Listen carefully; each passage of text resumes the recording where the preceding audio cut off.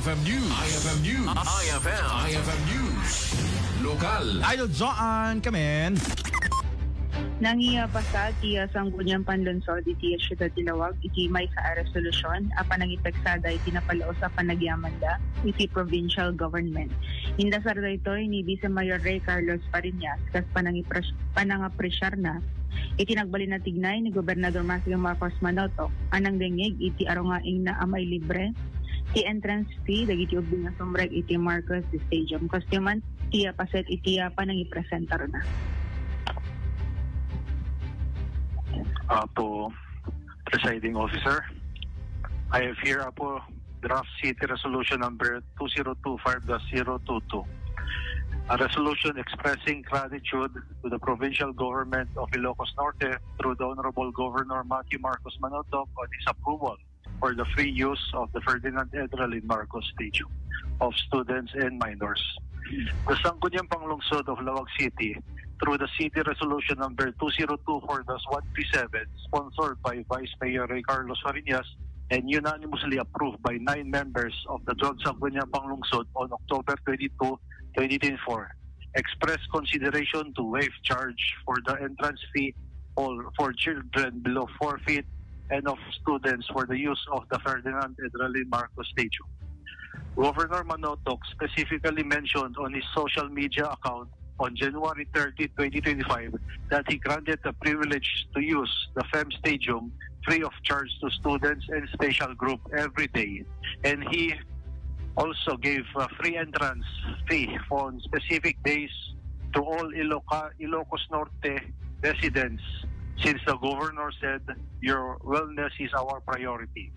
As the province of Ilocos Norte celebrates its 207th founding anniversary on February 2, 2025, one of the highlights is the introduction of the new policy fee of the FEM Stadium, opening its door to world-class facilities to embrace a more actively lifestyle in Ilocos Norte.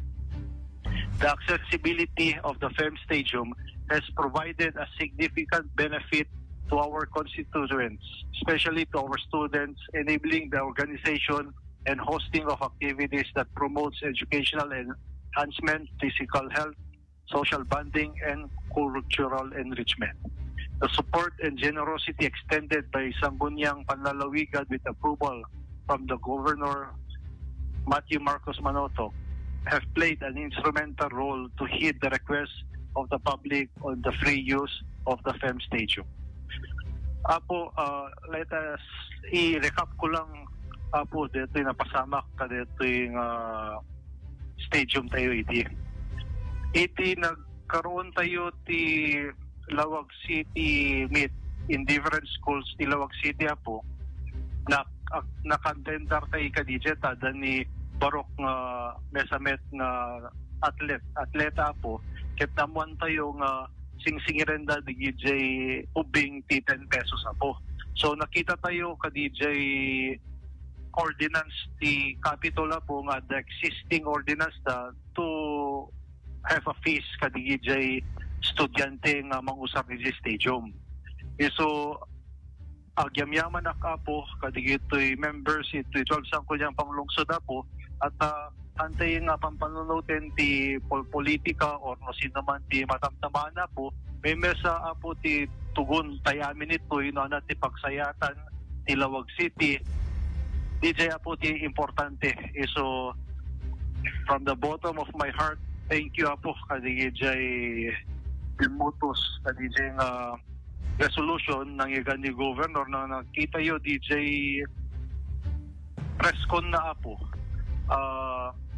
kunan ni Governor ket willing suna nga makipagtitulong ti Lawag City isunod da DJ kaskasapulan tay kano itanon tay latta king kuana.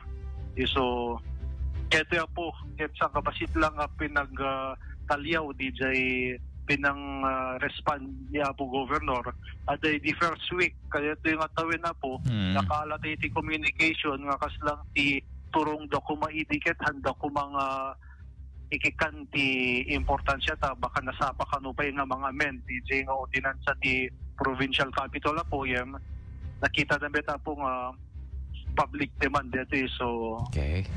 Inanan niya po governor nga parwan DJ nga policy po ken inayunan na pa yung DJ specific days po ken libre amin nga dagay Ilocos Norte. So dakkel nga pagyamyamanan ti deta po. I'm now ready for interpellation. Tia Paset, Tia pangipresentaran ni Vice Mayor Carlos Parinas, Titi Ciudad Tilo. Right. May iramraman amat Idol Joanne. Okay. Napintas deta kalikagom da. And of course, this is for the benefit of all. Not only in Lawag City, di ba, Idol Joanne?